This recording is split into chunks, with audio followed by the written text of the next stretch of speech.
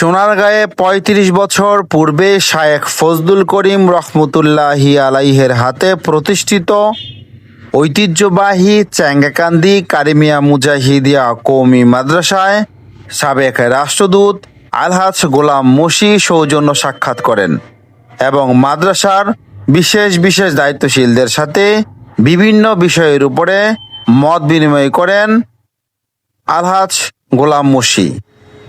এ সময় অত্র মাদ্রাসার সম্মানিত মুহতামিম মুফতি HM কাউসার বাঙালি সাহেবের সাথে বর্তমান মাদ্রাসার অবস্থা তুলে ধরেন এবং বিভিন্ন বিষয়ের উপর আলোচনা করেন সাবেক রাষ্ট্রদূত আলহাজ গোলাম মসি।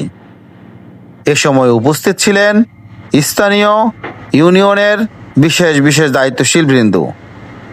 MKS মহিউদ্দিন, সময়ের আহ্বান, সোনারগাঁ, নারায়ণগঞ্জ।